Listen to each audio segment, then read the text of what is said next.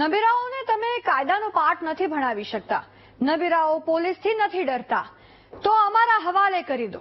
અમે એવો પાઠ ભણાવીશું કે બીજા કોઈ નબીરા રેસિંગ કરતા અને નશામાં કાર ચલાવતા 100 વખત વિચારશે.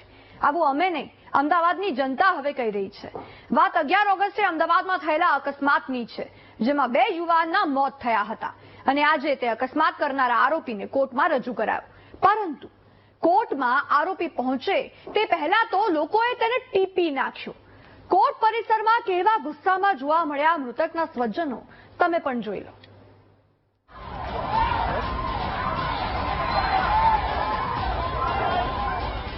આ ધુલાઈ બીજા કોઈની નહીં, પરંતુ એક દિવસ પહેલા જ અમદાવાદમાં 2 યુવકોને મોતને ઘાટ ઉતારનારા નબીરા રોહન સોનીની થઈ રહી છે. અને ધુલાઈ કરનારા મૃતક યુવાનોના સ્વજનો છે. આરોપી રોહને સોમવારે મોડી રાત્રે રેસિંગના ચક્કરમાં એક્ટિવા પર જતા 2 યુવાનોને ઉડાવ્યા હતા. અકસ્માતમાં બંને યુવાનોના મોત થયા.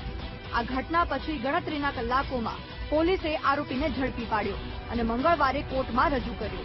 પરંતુ આરોપી કોર્ટમાં પહોંચે તે પહેલા જ મૃતકોના સ્વજનોએ તેના પર હુમલો કરી દીધો.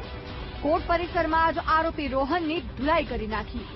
લોકોમાં રોષ એટલો જોવા મળ્યો કે આરોપીને બચાવવા પોલીસના જવાનોએ તેને દોડાવીને કોર્ટની અંદર લઈ જવો પડ્યો. જોકે કોર્ટ સુધી પહોંચવામાં પણ પોલીસને ભારે સંઘર્ષ કરવો પડ્યો. જોકે આ કેસમાં પોલીસ હજુ પણ કાર ચાલક રેસિંગ કરતા હતા કે નહીં તે જાણવાના પ્રયાસોમાં લાગી છે.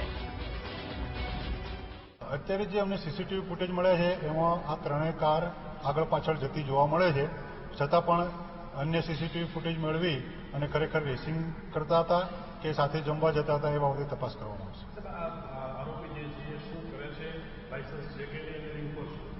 આરોપીની ઉંમર 20 વર્ષની છે, એની પાસે લાયસન્સ છે અને એ સિલ્વર જે કોલેજ છે એની અંદર બીબીએના 3જા વર્ષમાં અભ્યાસ કરે છે.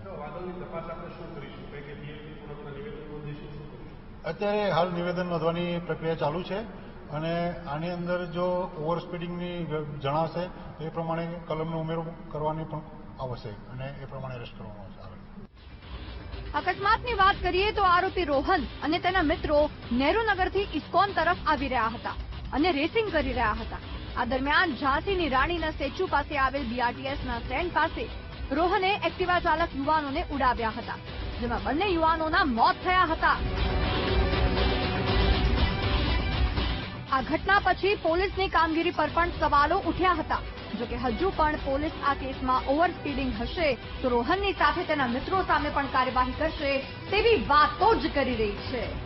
કેમેરામેન પ્રવીણ વાઘેલા સાથે અનિતા પટણી, વીટીવી ન્યૂઝ, અમદાવાદ.